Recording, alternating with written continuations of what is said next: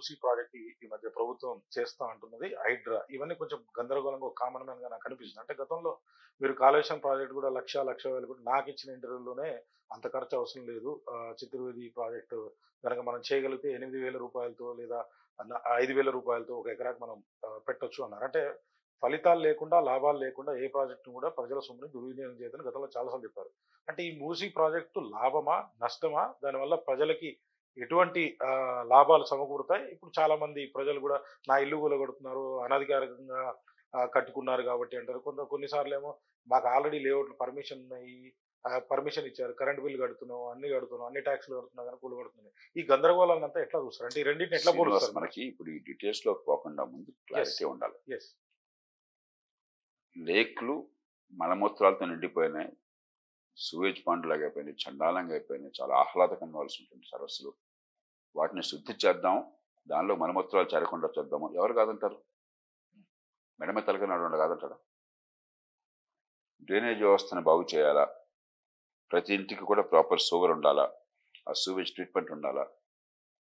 మలమూత్రాలు మంచి నీళ్ళలో చేరకూడదు, లేకపోతే వరద నీళ్ళలో చేరకూడదు, లేక్స్లోకి మూసిలోకి వెళ్ళకూడదు. ఎవరు కాదంటారు? మూసి నది ప్రక్షాళన చేయాలా? కేవలం అందంగా కనిపించడం కాకుండా దానిలోకి ఇవన్నీ చేరకూడదు, సూవేజ్ అంతా చేరకూడదు. ఎవరు కాదంటారు? ఒక ప్రణాళిక పెట్టుకోండి, లోతుగా ఆలోచన చేయండి, పద్ధతి ప్రకారం చేయండి. అలా కాకుండా ఆదరా బాదరాగా ప్రతిదానికి 1,50,000 మూసి అని ఒక మాట వచ్చింది. నా గుండె పగిలిపోయింది. ఒక కాళేశ్వరానికే రాష్ట్రం చతికిల పడింది.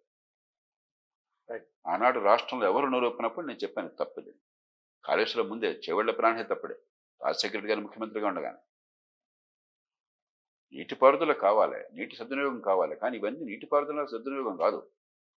బడా ప్రాజెక్టులు ఎందుకున్నాయో మనందరికీ తెలుసు ఏం జరుగుతుందో. ప్రత్యామ్నాయం ఆలోచించడం చెప్తే ఆనాడు ఎవరు వినలా. ఇవాళ అందరూ మాట్లాడుతున్నారు, ఉపయోగం లేదు. దొంగల బడ్డ 6 నెలల కుక్కల మురితో ఉపయోగం ఏంటి? అంతా అయిపోయింది. నష్టం జరిగిపోయింది. నేను మాట్లాడలేదు దాని గురించి. ఇంకా నష్టం జరిగాక మనం మాట్లాడడం ఎందుకు? జరగకమునుపు ఆపే ప్రయత్నం చేయాలి. కానీ అలాగే ఇప్పుడు కూడా ఆర్భాటం ఎక్కువ, ఫలితం తక్కువ. మనకి ఎన్నో సందర్భాలలో బహిరంగ చెప్పాను, 23 లక్షల కుటుంబాలు ఇళ్లుంటే హైదరాబాద్ నగరంలో కేవలం 8 లక్షల కుటుంబాలకు మాత్రమే ఈ సూవరేజ్ కనెక్షన్లు ఉన్నాయి. మురుగునీటి పారుదలవి సరైన ఏర్పాటు 28 లక్షలు, అంటే 35%, 33%, 35% ఉన్నాయి. మిగతా 65% ఏమవుతుంది? పక్కన ఉన్న సరస్సులో కల్పిస్తున్నారు. మీరు కాగితం మీద ఎన్ని పెట్టుకున్నా కూడా అది ఆపండి. సూవేజ్ సిస్టమ్ బాగు చేయండి, అప్పుడు ప్రక్షాళన అవుతుంది. హైదరాబాద్ లోనే డ్రైనేజ్ సిస్టమ్ సరిగా లేనప్పుడు, వర్షాలు పడితే కూడా ఎక్కడికక్కడ ట్రాఫిక్ నిలిచిపోయినప్పుడు ఇప్పుడు దాన్ని ఎందుకు ముందుకు తీసుకొచ్చారని. కాబట్టి స్టామ్ వాటర్ డ్రైనేజ్ బాగు చేయండి. ఇవి చేస్తే మీకు ఈ మలమూత్రాలు కిందకు పోకుండా స్టామ్ వాటర్ డ్రైనేజ్ బాగు చేసి ఇక్కడ బరదలు రాకుండా ఉంటే సమస్య పరిష్కారం అవుతుంది. అప్పుడు అందంగా చేయండి. అందంగా చేయొద్దని ఎవరు అనరు. కానీ ఇవేమీ చేయకుండా, మౌలికమైన ఏర్పాట్లు ఏమీ చేయకుండా 1,50,000 మూసి అందం అని చెప్పంటే, మరి ఇంత డబ్బుని చైనాలో 3 గార్జెస్ ప్రాజెక్ట్ కోసం ఖర్చు పెట్టాలి. ప్రపంచ స్థాయిలో, ప్రపంచ చరిత్రలో అతిపెద్ద ప్రాజెక్ట్ అది. చైనా లాంటి మనకంటే 3 రెట్లు విస్తారమైనటువంటి దేశం, మనకి సమానమైన జనాభా ఉన్న దేశం, మనకంటే 4 రెట్లు 5 రెట్లు ఆర్థిక వ్యవస్థ పెద్దదైన దేశం, 3 రెట్లు విస్తీర్ణం ఉన్నది, సమాన జనాభా దేశానికి, తెలంగాణకు కాదు, సమాన జనాభా దేశం మన భారతదేశానికి ఉన్నది, మనకంటే 5 రెట్లు ఆర్థికంగా పెద్ద దేశం. అంత పెద్ద దేశాన్ని సమూలంగా ఆర్థిక వ్యవస్థని మార్చిన ప్రాజెక్టు 3 గార్జెస్. దానికి పెట్టిన ఖర్చు ఇవాళ మీరు మూసీ కోసమో కాళేశ్వరం కోసం చెప్పే మాటలు. అర్థం ఉందా ఏమన్నా? ఒక పేద దేశంలో, చిన్న రాష్ట్రంలో ఒక నగరానికి ప్రభావితం చేసేది, నగరంలో కూడా ఒక నగరంలో ఒక ప్రాంతానికి ప్రభావితం చేసేది, దానికి 1,50,000 ఏమిటి? ఈ దేశ నిర్మాణం సంగతి ఏమిటి? ఈ నగర నిర్మాణం సంగతి ఏమిటి? ఈ రాష్ట్ర నిర్మాణం సంగతి ఏమిటి?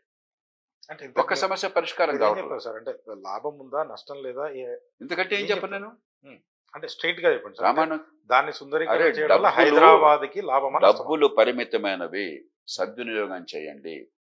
అందమైన మాటలతో డబ్బులు వృధా చేయబోకండి. సుందరీకరణ వద్దని ఎవరు అనరు, కానీ సుందరీకరణకి 1,50,000 అక్కర్లేదు. అసలు చేయాల్సిన పనులు చేయండి. మన బాత్రూంలో తుమ్ములు పూడిక ఉంది, ప్రతిరోజు చూసుకోవాలా? బాత్రూమ్ క్లీన్ చేయాలా? ప్రతిరోజు క్లీన్ చేసుకోవాలి. ఒకరోజు క్లీన్ చేయడం కోసం 10 లక్షలు ఖర్చు పెట్టానండి, ఇంక అయిపోయిందంటే అయిపోతుందా? అలా అవుతుందా? ప్రతిరోజు క్లీన్ చేసుకోవాలా?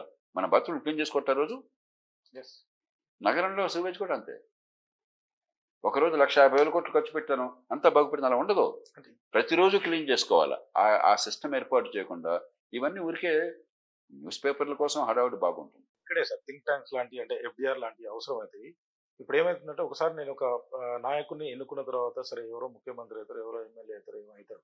అయిన తర్వాత ప్రజల భాగస్వామ్యం లేదా మీలాంటి మేధావుల భాగస్వామ్యం లేకపోతే థింక్ ట్యాంక్స్ ఇప్పుడు నేను చెప్పిన ఎఫ్డిఆర్ అంత లాంటి భాగస్వామ్యం దీన్ని వాళ్ళ ఏం చేయాలంటారు? అంటే వాళ్ళ ఇష్టం వచ్చినట్టు చేస్తారు. వాళ్ళ సరే మాట ఈ గవర్నమెంట్ ఆ గవర్నమెంట్ అని కాదు నేను అనేది. ముందు అర్థం చేసుకోవాల్సింది ప్రభుత్వాలు రాచరికాలు కాదు. ఎవరు అర్థం చెప్పారు సార్? ప్రభుత్వం మనందరం పలిపే మాట మనందరం ఇదంతా ఈ చర్చతో భాగం ఏమిటి? అసెంబ్లీ ఎందుకుంది? లేకపోతే పబ్లిక్ అకౌంట్స్ కమిటీ ఎందుకున్నది? బహిరంగ చర్చ ఎందుకున్నది? మీడియాకి స్వేచ్ఛ ఎందుకున్నది? ప్రతిపక్షాలు ఎందుకున్నాయి? ఊరికి బూతులు తిట్టుకోవడం తొడమే సవాల్ కాకుండా కొంచెం హేతుబద్ధంగా వాస్తవాల ఆధారంగా తర్కంతో మనం చర్చ తీసుకురావాలి. ప్రత్యామ్నాయాలు చూపెట్టాలి. తిట్టుకోక్కర్ల ప్రతిదానికి. ఇప్పుడు ఒక ముఖ్యమంత్రి ప్రభుత్వం ప్రతిపాదిస్తే ప్రతిదానికి బూతులు తిట్టక్కర్లా. సదుద్దేశంతోనే మరి రేవంత్ రెడ్డి గారు ప్రతిపాదన చేశారు, ప్రభుత్వం ప్రతిపాదన చేసింది. దాన్ని మనం తిరస్కరించక్కర్ల గుడ్డిగా. ఏది కొన్ని మంచివి ఉన్నాయి సంతోషంగా చేద్దాం అన్నాం. కొన్ని ఆచరణ సాధ్యం ప్రత్యామ్నాయాలు ఉన్నాయి. అందుకనే ప్రత్యామ్నాయాన్ని చూపెట్టని విమర్శ నిర్హేతుకమైనది. నేను ఏనాడు కూడా వేరే పరిష్కారం చూపెట్టకుండా ఒకదాన్ని కాదు అని నా జీవితంలో అన్నంతవరకు ఒకసారి చూపెట్టండి మీరు ఎప్పుడైనా సరే. ఈ దేశ చరిత్రలో గత 28 ఏళ్ళుగా 30 ఏళ్ళుగా ఒక్కనాడైనా సరే ఒకదానికి ప్రత్యామ్నాయం చూపెట్టకుండా, ఎందుకని అది పొరపాటు అయితే చెప్పకుండా, అలాగే మంచి జరిగితే ఇది మంచి అని చెప్పని సమర్థించకుండా ఒక్క సందర్భం కూడా లేదు. మనం ఏం చేసాము? ప్రభుత్వంలో ఉంటే గుడ్డెద్దు చేలోబడ్డట్టు మా నాయకుడు ఏం చేసినా ఓకే, ప్రతిపక్షంలో ఉంటే గుడ్డెద్దు చేలోబడ్డట్టు వాడు ఏం చేసినా నాట్ ఓకే. ఇది ప్రజాస్వామ్యం, ఇది ప్రహసనం, ఇది